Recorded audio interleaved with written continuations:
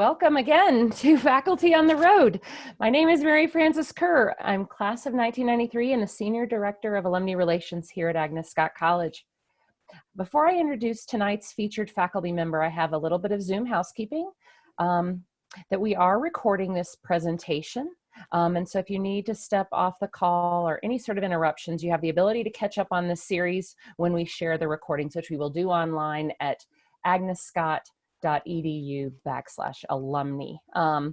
Secondly, while you're with us here tonight, we ask that you all mute yourselves during the presentation. There will be time for questions and comments either through chat, or there'll be a few times when Professor Graml will invite some conversation. So we look forward to that. And third, we recommend that you select speaker view in the top right hand of your screen while viewing the presentation. It allows you to just see the presenter and their slides during the presentation. So tonight, I have the pleasure of introducing an esteemed colleague and dear friend of the Agnes Scott Alumnae Association, Dr. Gundolf Graml. Dr. Graml has been with Agnes Scott College for the past 12 years. Before his current role as the Associate Vice President, Dean for the Curriculum and Strategic Initiatives, Dr. Graml served as the Assistant Dean of Global Learning. With a PhD in German Studies from the University of Minnesota, Twin Cities, Dr. Graml works with our faculty and staff to continue the work of our innovative and globally focused Summit program. Dr. Graml also continues to teach as the Professor of German Studies, focusing on German and Austrian cultural studies, and influences topics courses such as German cinema and Afro-German history and culture. This past January, some of you may have had the chance to witness his lectures in action as he led the 2020 Winter Seminar for our Atlanta chapter, focusing on the Weimar Republic and its echoes in the 20th and 21st centuries. Please join me in giving a warm Agnes Scott welcome to Dr. Gundolf Graml. Control over voting. Thank you very much, Mary Frances, for this welcome. And I'm very excited and grateful to be here and see alums that I've met before and new alums. As Mary Frances said, I had really the great privilege and joy to teach the winter seminar. And I think we made it through our curriculum right before the pandemic hit.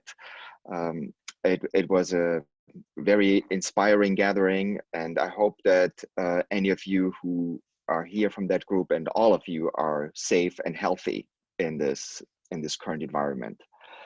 I start my first slide with a little welcome picture from campus. I don't come to campus that often right now because we are closed, but I came in late afternoon and it's as beautiful as always. So I thought I'll take a little picture and share it with you at the beginning. I'm speaking from my office in Buttrick Hall due to Hurricane Zeta, or the remnants of it, destroying most of the internet lines in Oakhurst. But that gives me an opportunity to check in here, and I'm really glad to see all of you on the screen. My presentation tonight is a bit of a mix of perspectives and insights into our Summit program, into the Summit undergraduate experience. And I gave it the title, How Agnes Scott Redefines the Liberal Arts for the 21st Century, which seems to maybe aim a little bit high, but that's what we like to do. We like to think about the big picture here. And I will speak and also hopefully interact with you from various different positions. As Mary Frances said, on the one hand, my current administrative role of overseeing Summit and working with faculty, administrators, and students on the ongoing development of the program. And on the other hand, I'll speak from the perspective of a faculty member, which is really the one that I always enjoyed. It's the one that keeps me energized. It's the one that makes me want to do new things because it brings me in touch with our students, and it helps me to learn from students, and it helps me to learn from you as former students, alums, and as people with really interesting perspectives on the college and on the world. So I will, during the presentation, repeatedly pause, ask questions, interact. Feel free to raise your hand.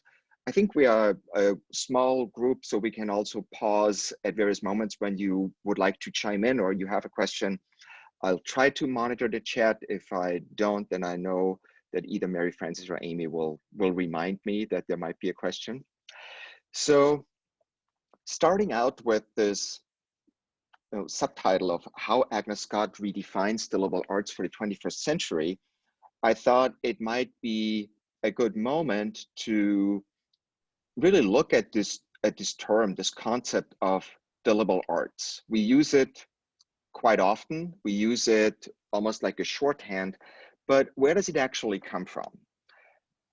And I use this visual here from the 16th century, Belgian artist Martin de Vos, the allegory of the 7 liberal arts. And on the side of the slide, you see the 7 arts: astronomy, mathematics, geometry, music, grammar, rhetoric, logic. All the things that we do, right? The liberal arts as we know them, or not quite. Some of it might sound familiar, some of it might be a bit removed from our world. And the reason for that is because a few centuries later, among a few other people, the German philosopher and educator Wilhelm von Humboldt further defined and described the liberal arts as the basis for higher education as we know it today, or to some extent as we know it today.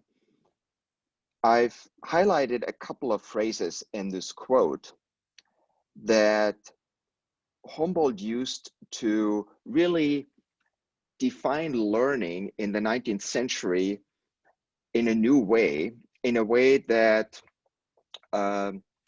amplified what he called a general education and somewhat separated it from the idea of training for a specific job, for a profession, the vocational training.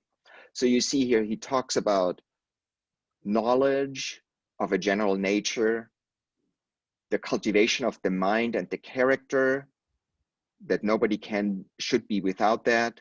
He talks about good, upstanding, and well-informed human beings and citizens.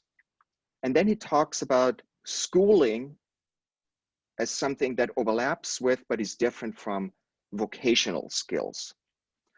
And he mentions that these vocational skills are important, but you can acquire them also later on, because you might need different vocational skills at different moments in your life.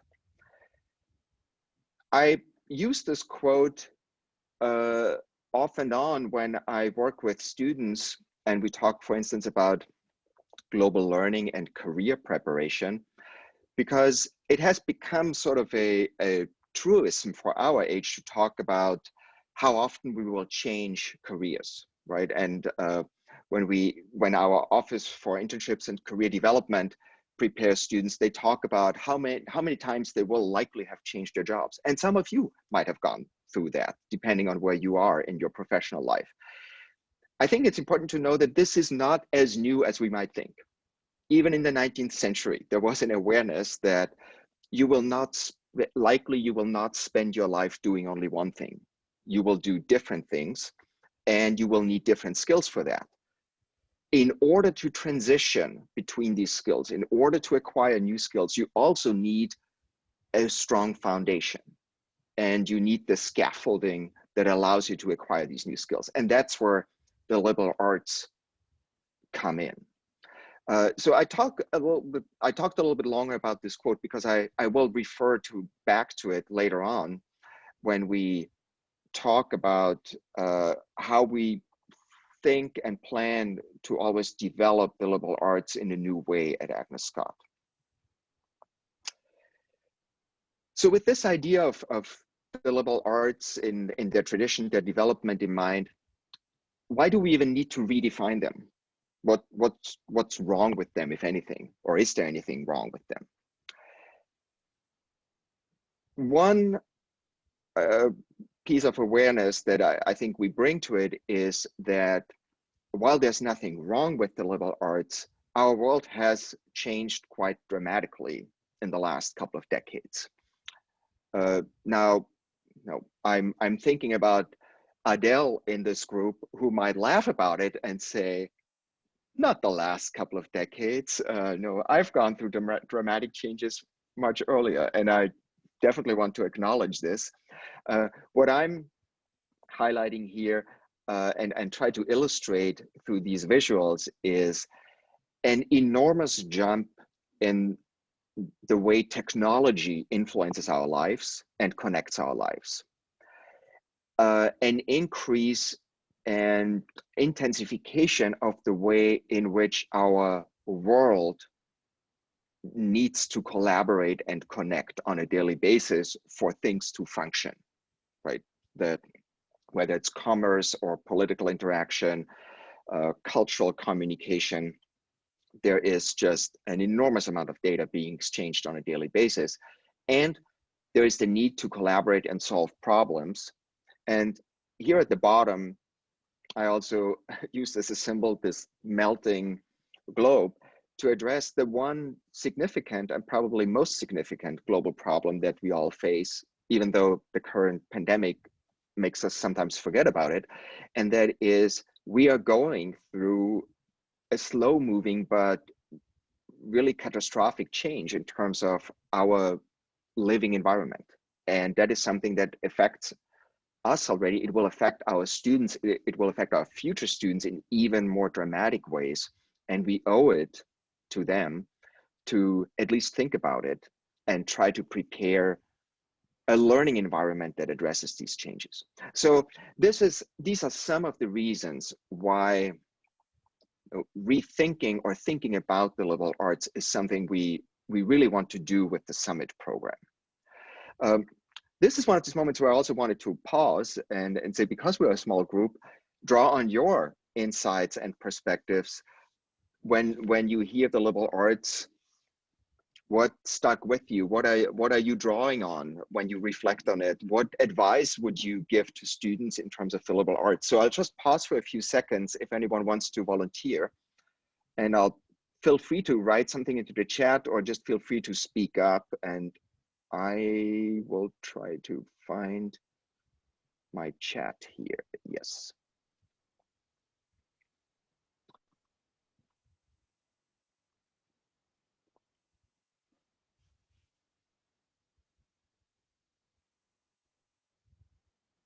And if not, that's okay too. I will not call on you. I'll give you a little bit of a warm-up phase. So if you want to think about it and something comes up, just type it into the chat. Oh, I see here. Oops, now my slide got ahead of me. Problem solving, curiosity, yes. The ability to welcome many sides of an issue, the connection of all information, arts, science, the human connection. Exactly, those are the things that we all draw on. They make us human, they make us critical, they make us productive.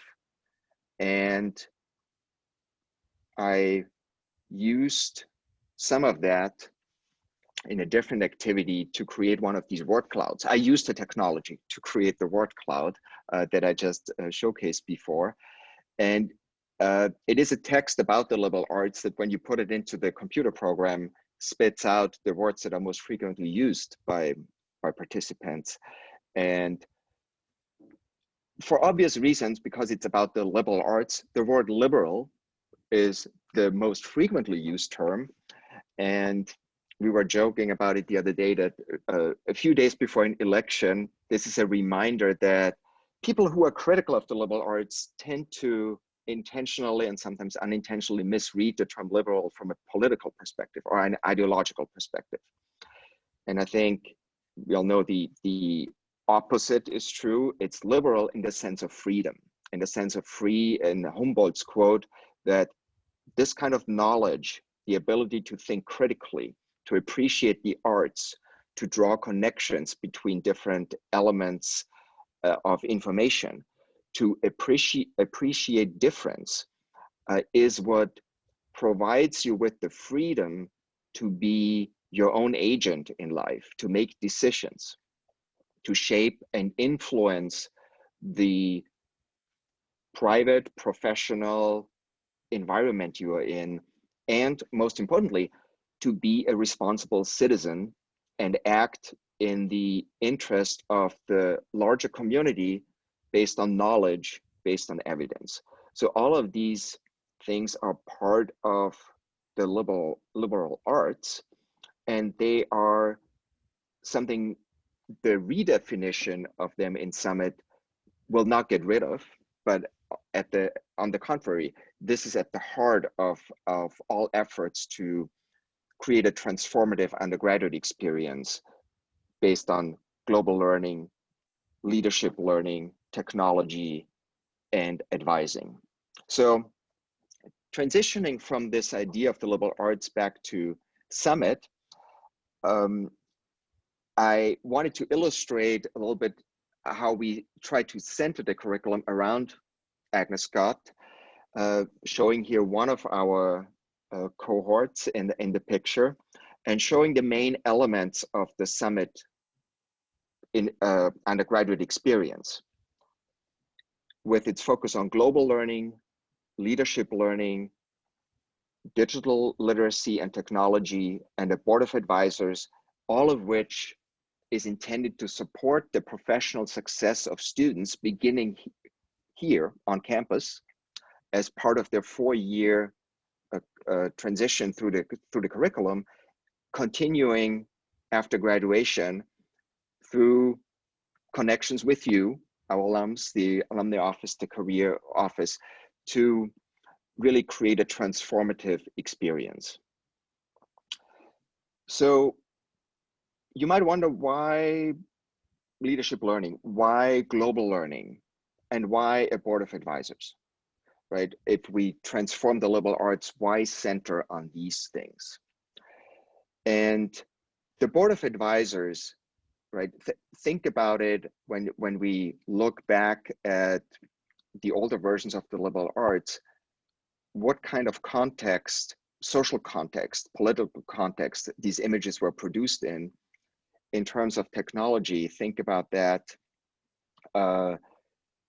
what might have existed, what might have not existed. And let's go back to what I showed before, the image from the Belgian artist, and the picture of Humboldt University in Berlin with the statue of Humboldt in front of it, and the quote that I briefly discussed. If you look at this, what potential connections to these areas of global learning, leadership learning, and professional success would you draw just on the spot? And there's no right or wrong answer. This is really more of a thought experiment.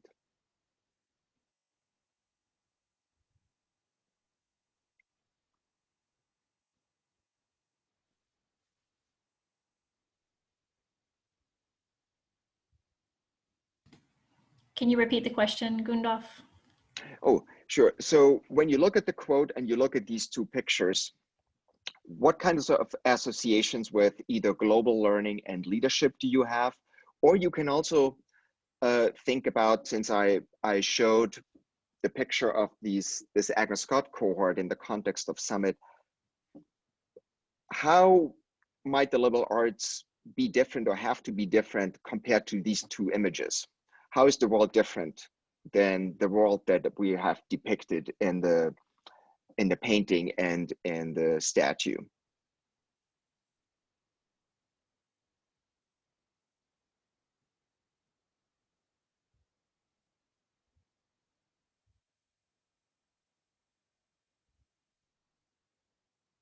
Also think about, when you look at the painting and the statue,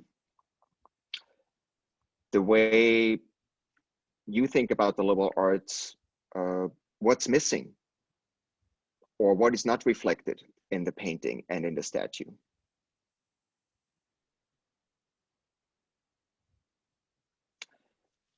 Yes, Sarah, the globe is the world we live and work in. Absolutely. We need the people who can be agile and more comprehensive understanding.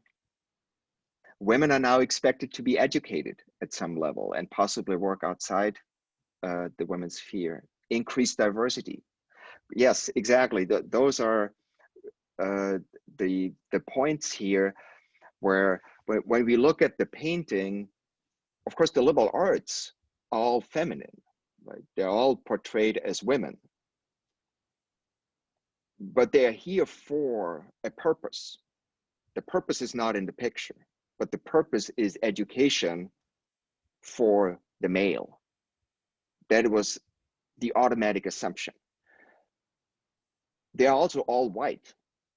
They're all kind of white European. And in the picture of Humboldt, even though the statement about education sounds very universal, it's also very male focused. It doesn't talk about education in the sense of including women. It is assumed that education here is mainly for men. So this is where our rethinking begins with a thinking about what does the world need in order to really address its challenges in all its complexity, or as Bernie said, in a more comprehensive way, right? If the problems are challenging, big, and diverse, the solutions we come up with need to be at least as big and diverse. But if we exclude most of society, most of our fellow humans from that, how can we come up with the right solutions? So this is where we can draw connections from these older interpretations of the liberal arts to the way we want to rethink them. When I switch to the next slide, it will at first glance look fairly busy. So, but don't be worried. I tried to draw these connections in there as in the way of suggestions, but I will leave it up for us to talk a little bit more about it. So one way I tried to visualize it was to go back to Humboldt's statement and say, well, global learning, today's world is global, whether we want it or not, right? We live, work, and play in an environment where our devices, most of our daily products, and a lot of our forms of communication and the culture and the ideas we consume have originated at least in an international or a global setting, in an intercultural setting. So knowledge today is global. And in order to address global challenges, we need that kind of knowledge. To be a citizen today means to be a global citizen. Whether you travel a lot or not, what you do on a daily basis has an impact. And one of the things, for instance, we discuss with our students in the global learning program is that no matter what your situation might be in the US, or where in the US you live, what your parents work, on a global scale, your daily life has an impact on people thousands of miles away, because we live on a finite planet with finite resources, and whatever one of us consumes is also something that affects another person. So you are a global citizen in that sense. Global learning has to do with being a well-informed human being, and it has to do with freedom in the sense of being an individual that is free to make choices, or that recognizes where its freedom to make choices runs into the freedom of other people, and there's a need to negotiate. There's a need to collaborate because of our finite resources in our finite world. Now that also flows over into leadership. In order to act like that, or help others to act like that, influence others, take action, you need to cultivate your mind in that way. Humboldt used the phrase of being good and upstanding. Today, we might talk more about having an ethical compass that points in the right direction, that is, that you are able to show empathy and develop compassion, but know sort of how you want to make decisions with the well-being of others in mind. That affects your character, your identity. And then the third part, one of the ways we want to further develop Summit, be more intentional in terms of professional success, is really that element of schooling, where Humboldt does a little bit of he sort of draws a line between schooling and vocational skills, as I said before. And I think in our conversations at the college and with students, with alums, we're always very cognizant that higher education is something different from vocational training, from vocational skills. At the same time, when you look at my visuals up here with technology and the global connection, we do have to acknowledge that today's world, today's daily interactions, today's daily use of technology includes a certain part of making things on a daily basis, right? By doing something today, you always make something new, you create knowledge. And so one thing we want to do is expand the idea of schooling into an applied element, into this idea that you are not just a consumer of culture and knowledge that happens to be contained in an app that you use or in a social media platform, but you make something and you think about what you make and how you make it, and you understand the processes so that you maintain that freedom of being a well-informed human being and a citizen. So I think that is something where professional success is a very powerful and new idea in the liberal arts that also helps our students to not be caught in what sometimes might look like a decision that I need to make, right? Do I focus on the world of ideas, or do I go into the world of making things and work in a job that produces something? We'd like to create an environment of critical thinking where both things are possible to some extent, and graduates from Agnes Scott, our liberal arts graduates, can work in this environment and shape it as leaders in a global context.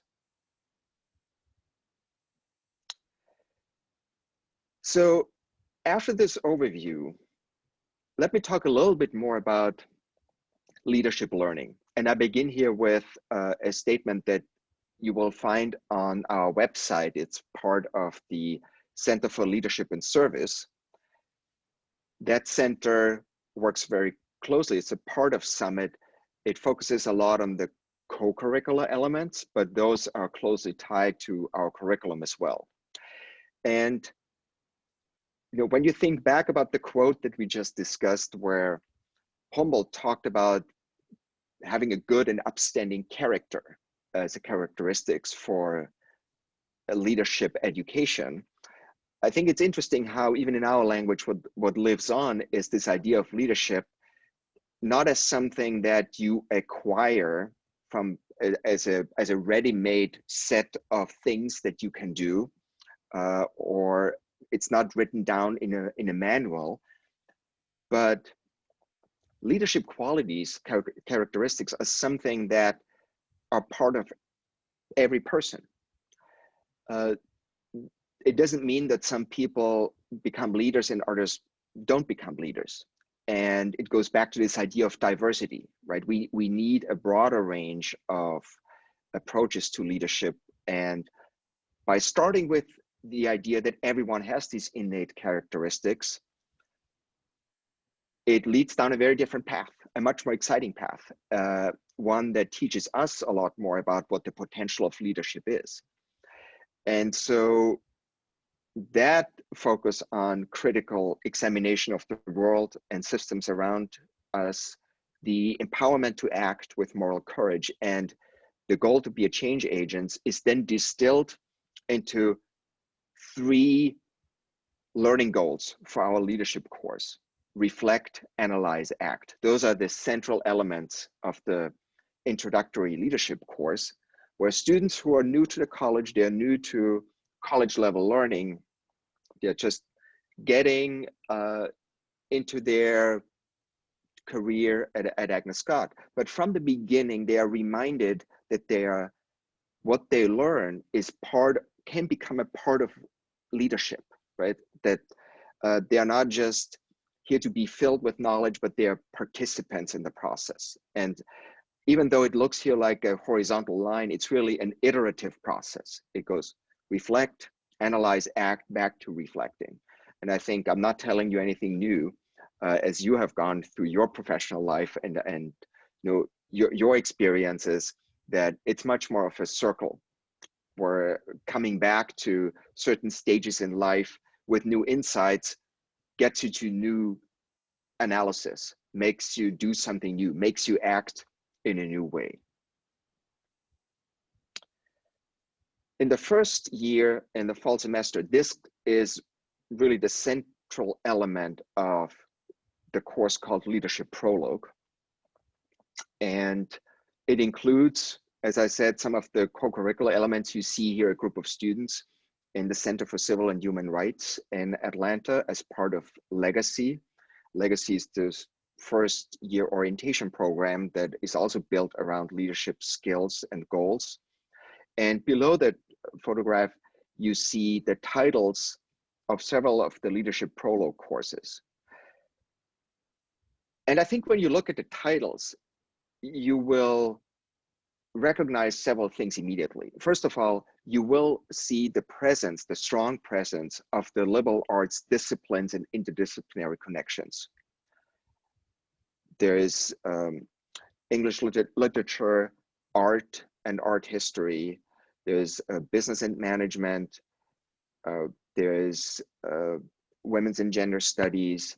There's history.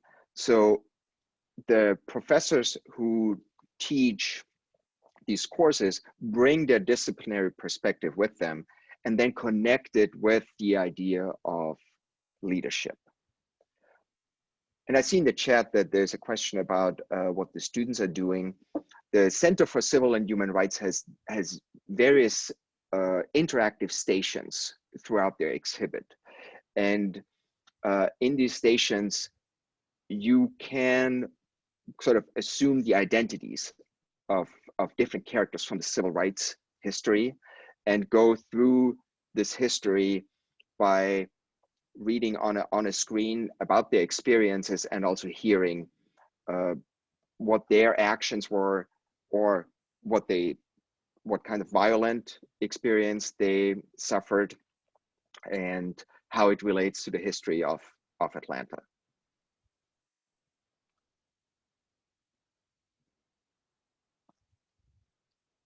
In the second year, in the sophomore year, a very new program is the Sophomore Class Atlanta Leadership Experience, which amounts to the nice acronym SCALE, which also works well with Summit. So you see there's a theme, right? And this Sophomore Class Atlanta Leadership Experience was piloted for the first time the last spring semester, so spring 2020. And it is a 1-week leadership shadowing experience that connects students with actual leaders in a wide range of organizations, companies, nonprofits, and in administrative offices. You see here the 3 pictures show our students working with the Synchronicity Theater, Morgan Stanley Black & Decker, and the Atlanta Dream organization. The students spent these 5 or 6 days working with faculty members to intensify their knowledge about the leadership curricular elements they worked on in the first year with the Office for Internship and Career Development.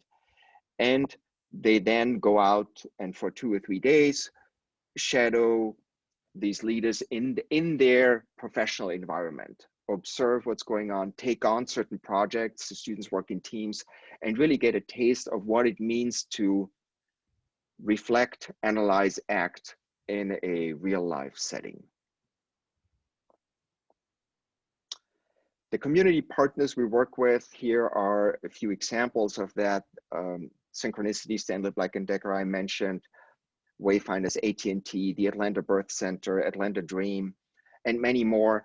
Last week, we just finished the sign-up process for the coming semester, for the coming spring semester, and we have more than 20 community partners who have signed up, and most of them are repeats, because one thing they found out in doing this was it was a highly welcome infusion of new ideas and perspectives into their processes. So it was a learning experience on both sides. And this is one of the really powerful elements of our summit curriculum, not just in leadership, but also in global learning. It's built around collaboration, it's built around interdisciplinarity, and it breaks down the walls between campus and the world outside of it.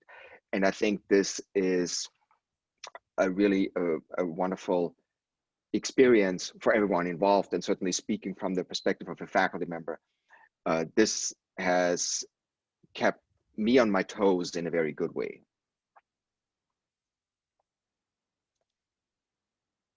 I'll pause here for a second because I know I've shared a lot of different bits and pieces of the curriculum, talked about the liberal arts.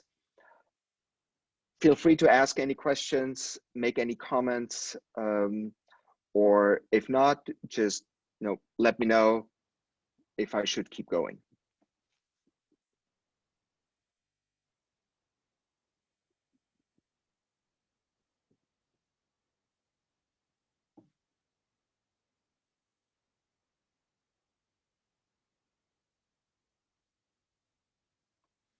Yes, there is virtual shadowing.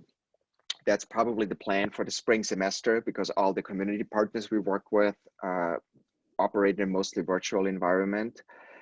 But that too is a very powerful experience for students, because that has become the modus operandi right now. And learning that makes our students participants in something that is being developed right now. Most organizations are figuring out how to do this and how to navigate this new landscape. So there is as many downsides as this has, there's really also an important learning experience happening that I think will make our students really equipped to enter that world in a few years. Ruth writes, thinking back to 1967, I wonder if I would have been mature enough to even do this. Oh, I'm sure. So I will switch course a little bit here, and I also want to be cognizant of the time. But going from leadership to global, I want to start with a question. Thinking of this past week, what is something global you've done? Anything, a global interaction you've had in any form or fashion? Don't think about a cruise or a flight, because those are not possible.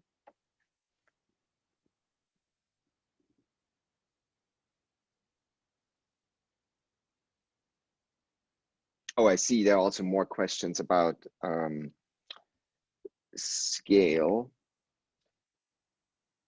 Yes, for March 2020, some of our students' experiences already had to be virtual. They pivoted at the last moment and were able to conclude it in a virtual way. And can I explain how the leadership training is superimposed on regular subject study? So the leadership training is, I wouldn't say it's superimposed, but it infuses the learning in the various disciplines.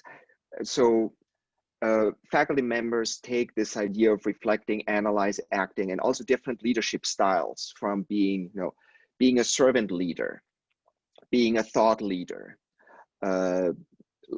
leading a team, leading a diverse team of people into all disciplines and use it to structure teamwork in their classes, to ask students to reflect on how to solve problems from different perspectives, and constantly remind them that this is a core part of the curriculum. So now I go to the global experience that you typed in. Sarah was involved in physical storytelling workshop with people from China, yes, and Guam. Thinking about other countries' election coverage, and a one-person play performed in Italy. Okay, there you go. You are global Scotties. This is the foundation on which we build. Very excited. And you might also have had, I don't know, maybe a glass of wine from another country, or put on a piece of garment clothing produced across the globe. You probably bought something in a supermarket or had something delivered that had to travel on an airplane to get here. And you are using right now a tool that is probably running across servers in various different countries when we communicate via Zoom. So the global learning curriculum is based on this very concept, namely that we live, work, and play in a globalized world, and that we need the knowledge and the cultural competency to navigate that world. We need to understand, identify the patterns and the challenges that the world brings us, and in order to meaningfully shape it, we need to develop the skills to interact with each other and collaborate across the globe. So the key concepts are globalization, but also colonialism and imperialism, and the formation of complex cultural identities. And in a way, that goes back to what I said before about the liberal arts, right? It is about knowing where our global collaboration comes from, where it originated, what negative impacts it had on people and cultures, how to address this in order to create more diverse and better solutions to the global problems we face. And that means to be aware of power, how power plays in all of this, how we establish contact between each other, and the systemic environment in which we operate. And finally, something that we really emphasize with the students is that global is not synonymous with foreign or abroad or international. The globe includes us and the US in both ways. And that's important because not only is the US impacted by any global developments, as we right now so clearly experience, but the US is also the originator of many global developments, for better or worse. It cuts in all directions. And knowing that is indispensable for being a global problem solver.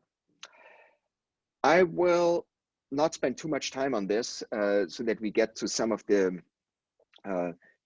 interesting parts from the courses. This is just an overview of the global learning curriculum from the first year, the language requirement, the breadth courses, to the global specialization. And if anyone has more questions about this, I'm happy to get back to it. But this is for our students, in addition to their majors and minors, how they get the global education in a focused way, starting with the Global Journeys course in the first year.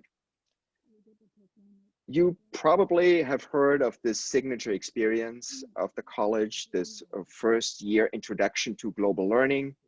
It's a semester-long course in the spring semester, taught by faculty from across the liberal arts disciplines, but with 1/3 of the course being covered by a set of common topics. So regardless of whether Professor Laird from the music department teaches music and identity in the Navajo Nation, and Professor Robich from biology teaches marine biology in Croatia, both of them and every other course also addresses the 4 topics listed here: identity, self, other, globalization, imperialism, colonialism, and diaspora, and the question of travel.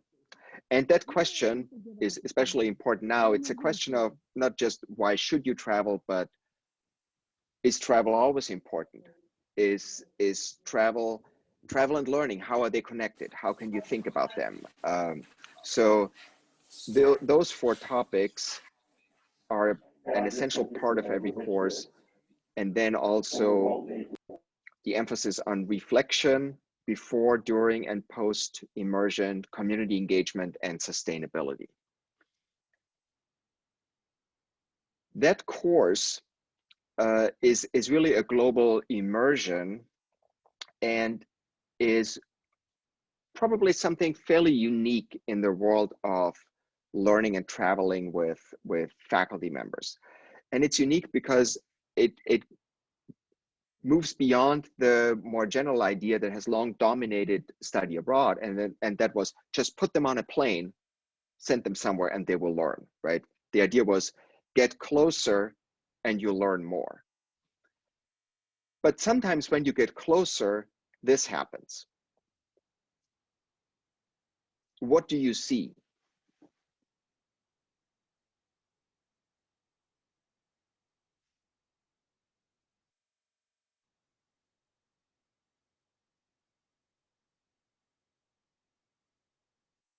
Yes, Mary Frances.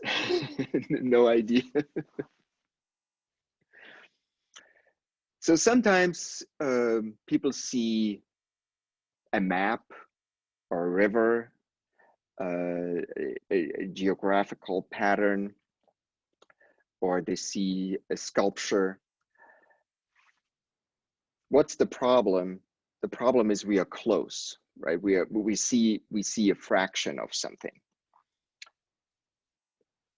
We don't see the elephant in the room. We are too close. If we're that close, we need a framework. And that framework is what the Global Journeys course is about. It frames students' interactions with other cultures, and it provides that scaffolding to learn something new, learn it together, and learn it in context of disciplinary and interdisciplinary content. So without going into all the details of these quotes here, that kind of intercultural learning does not occur by simply immersing someone in a setting, but it requires intentionally and well-designed programs. And so by offering Global Journeys in the first year and Scale as 2 high impact programs, students work in these scaffolded programs that become a model for their learning throughout college. We front load these experiences in contrast to other schools who end with a global learning program, because we don't think by doing going on a global journey or being part of Scale, you either become automatically a global citizen or a leader. But you begin to understand what's required and what's necessary. And you go through the remaining 3 years of your college experience with a focus, with an intention to connect your learning in meaningful ways. So that's Summit's idea, to set up students as agents in their own learning, to pull these areas together and be active and not only a passenger. Another thing that happens with the scaffolded program is that we change the idea of global learning with an eye towards creating a more diverse and equity-based global understanding, right? When you look at the map I'm showing here, you see phrases like international business, politics, culture, preventive medicine spread out over various regions. This is an ad hoc anecdotal survey of quite a few faculty-led global study courses throughout the United States that I did last year. And what you begin to see when you map them is that they fall into a north-south pattern. And usually in the global north, these courses focus on business, classical civilization, imperial history, medieval cities. They help students to learn about great achievements.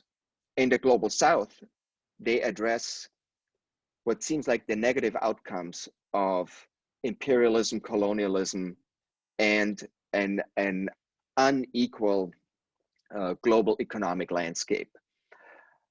So they reaffirm this idea that there's just, these areas have nothing to offer in terms of history. They have nothing to offer in terms of knowledge. And often they come with the idea that, you know, we bring something there to help them. To solve global problems, we need to shift that perspective, because there's a lot of knowledge in the rest of the world that we are not tapping, and we want our students to help and tap them. So Global Journeys is set up for our students to actually become learners in a way that diversifies, for instance, in a European context, global thinking. And I have here an example of a Global Journeys course that I led to Central and Eastern Europe, where we looked at history, we looked at the legacy of the great empires, but we had tour guides from the Roma and Sinti community. We worked with activists from the open society community. We lived in a hotel run by asylum seekers, and we focused on colonial history within Europe, helping students to see that there are these global patterns that shape life in many different places, and also in the metropole, not just in what we usually consider the colonies. So that is, in a nutshell, the reason for these common topics, and the reason to make global learning something that does not reaffirm these inequalities, but help students to actually take leadership. And I end with this slide here that shows our students actually being agents in this environment. The top two photographs were taken in Vienna during a guided city tour, where our students had also prepared, and remember, first year students had also prepared information about the city, and they then joined the tour guide in providing different perspectives, co-leading the tour through the city, taking charge of this space together with the tour guide, becoming narrators of identity and history, and beginning to transform this in a way that was very powerful to see, because the tour guides are not the only experts then, but they work with the students in creating new knowledge, or on the bus during Global Journeys, first year students becoming the co-tour guides, helping their peers to see specific things as we travel through the urban and rural landscapes. And then in this hotel that is run and operated by asylum seekers and refugees speaking 14 different languages, beginning to understand how intercultural collaboration is very powerful, can be frustrating, but essentially is instructive and indispensable for a productive and meaningful collaboration. I stop here because I also see some more comments in the chat, and I will.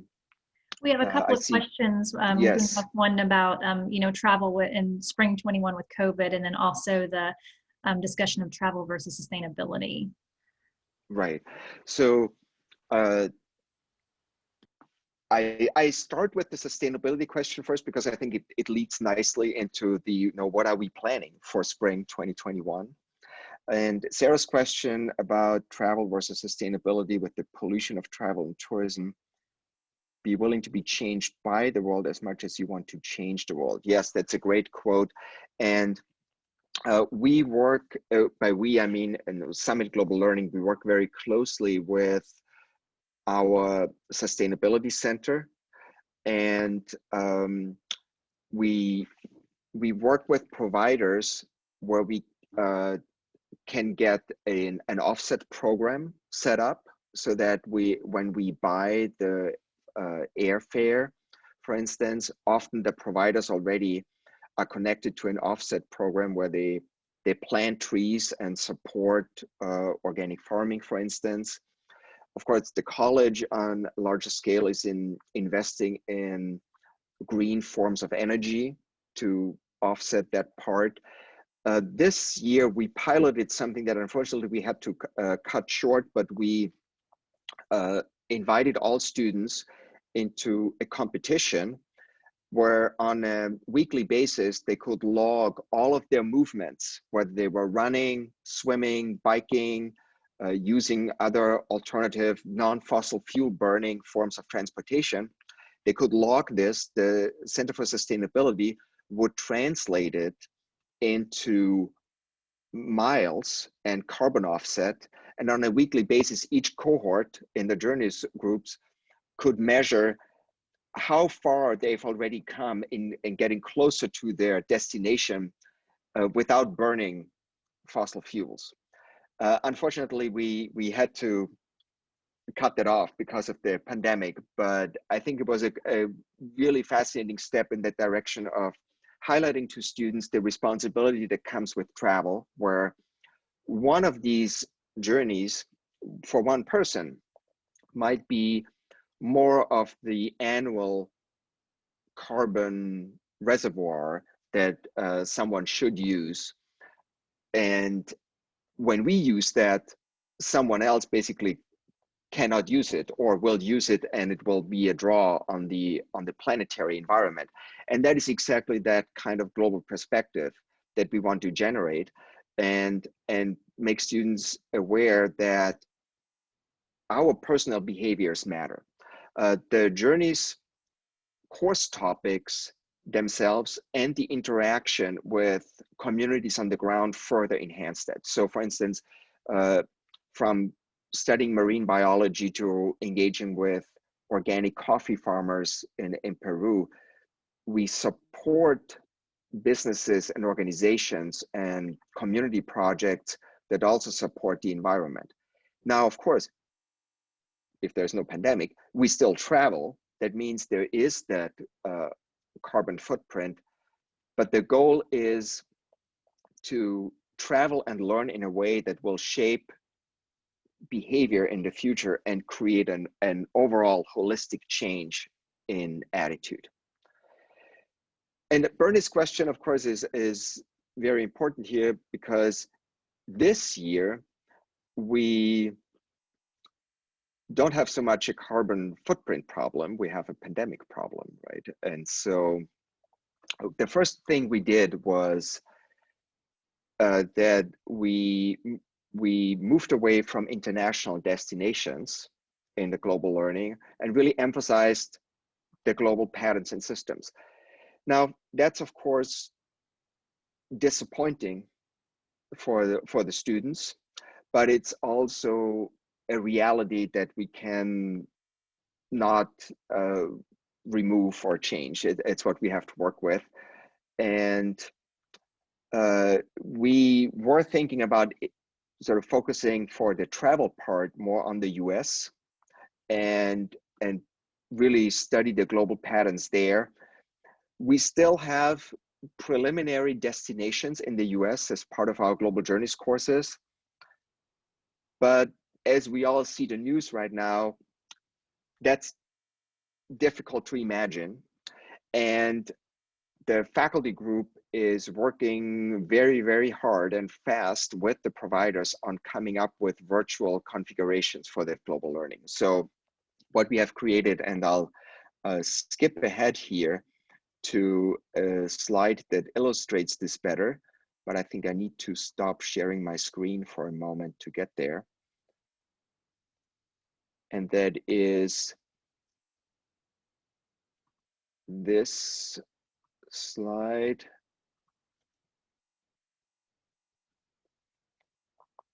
You see on the left part shows the domestic destinations. Oops, I wanted to make it bigger, but I think I stopped the screen sharing. That's not what I wanted to do. So I need to go back.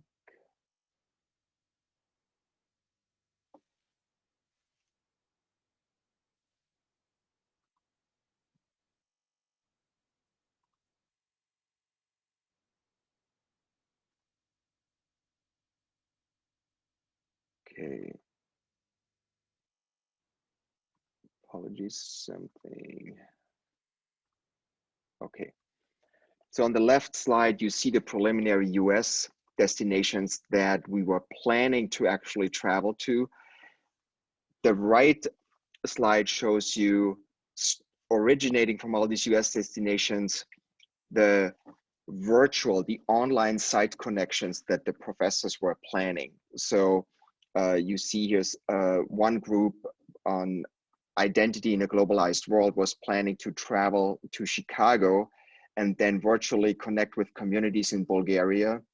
Another group was planning to travel to New York and then connect with Western African countries, Morocco, for instance, to study Islamic culture.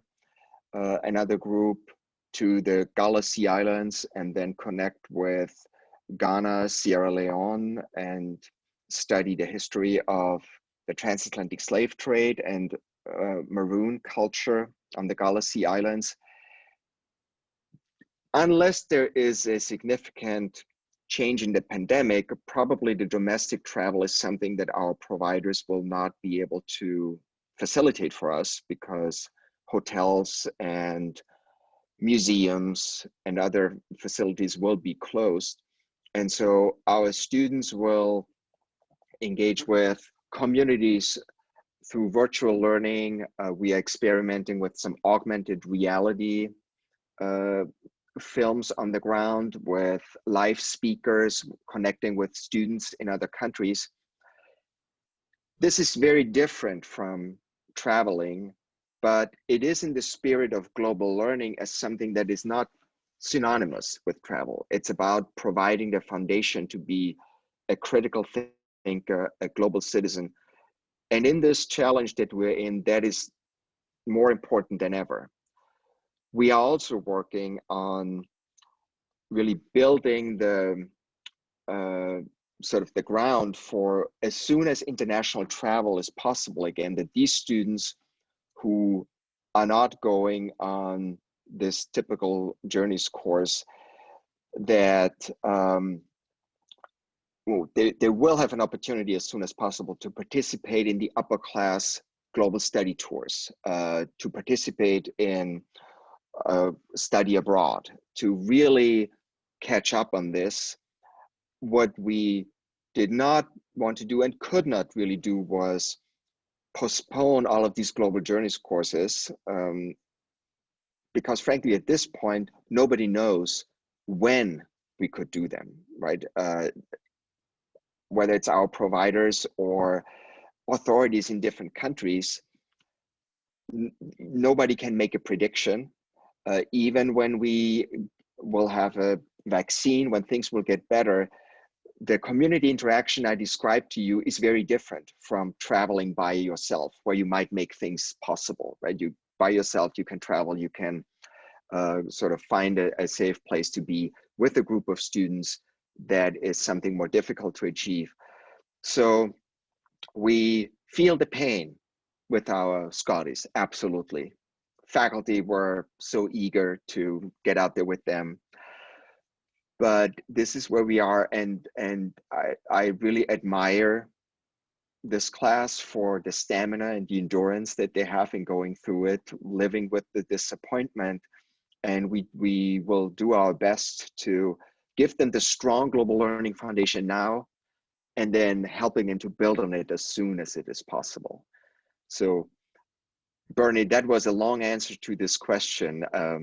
I'm sorry for that, but it is such a complex problem that I needed a little bit of a detour to get to it.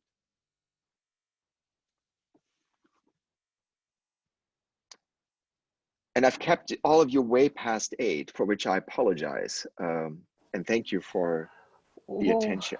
Gundolf, we were delighted to have you take us on that detour. It's probably as close to any global immersion as any of us are doing these days. So we'll thank you and grateful for it. Thank you all. Gundolf, I just want to thank you so much for taking the time to join us tonight. We are happy to have any opportunity to get you in front of our alumni.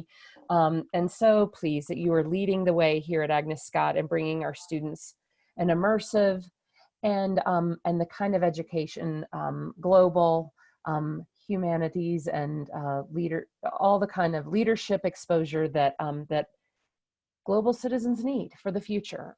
Thank you. And this concludes tonight's presentation of Faculty on the Virtual Road. Please join us again next Saturday for a presentation from Dr. David Thompson, the Anne Louise Harrison Waterman Professor of Theater here at Agnes Scott College. So thank you so much and good night. Thank you. Thank you. Have a good night.